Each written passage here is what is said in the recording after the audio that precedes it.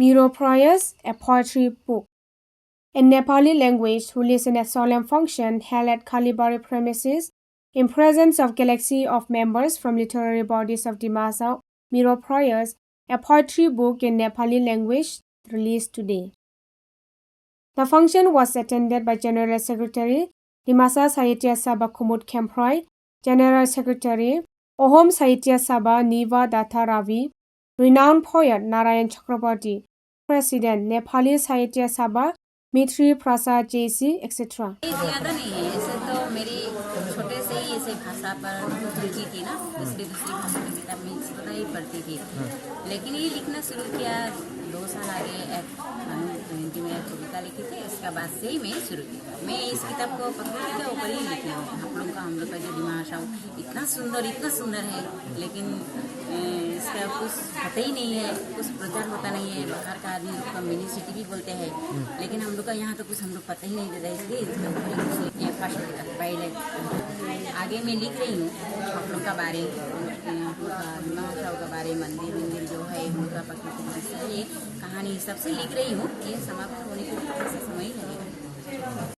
All the speakers, while expressing concern over the reluctance in reading books among young generation, appreciated the efforts of Lakshmi JC. They said, activities of literary bodies in the Dimasa, though not encouraging, but there are some people relentlessly trying to write some good books on various aspects. Author of the book, Srimati Lakshmi JC Jimir, is a writer, social worker, and a teacher in an upper medium government school in Haflong, Assam. 56-year-old veteran teacher works closely for the welfare and education of women and children. She is a member of the Nari Sangharshan organization and a literature secretary of the Amma Manch under the Nepali Sanskriti Suraksha Parishad of Dima Hasao. मेरे वक्तव्य में बात बोला हूँ। दिमा हसाओ में इस तरह से भव्य रूप से विमोचन समारोह कभी हुआ नहीं था मेरी जानकारी में।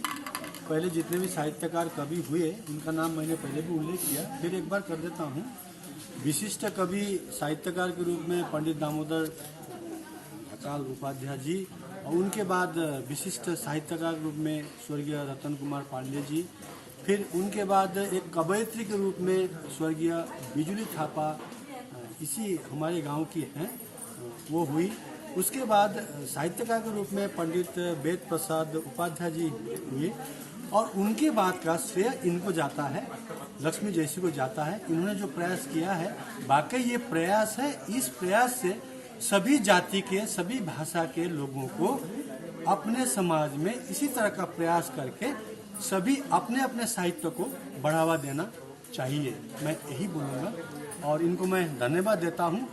इन्होंने मेरा प्रशंसा भी किया है, इतना प्रशंसा का पात्र तो नहीं था, फिर भी किया है इन्होंने, तो इनको मैं मुड़ी धन्यवाद देता हूँ। और इस प्रयास के लिए मैं मेरे जाति के लोगों को ये जरूर बोलूँगा कि इस तरह का प्रयास सभी करें, कोशिश करें। ठीक है, नहीं ये दूसरी है।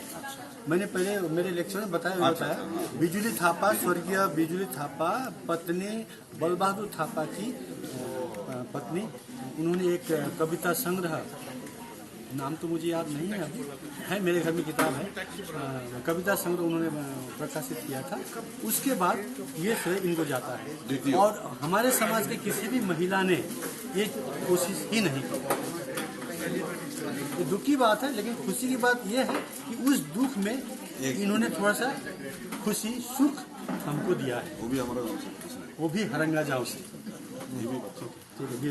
हाँ वही तो ठीक।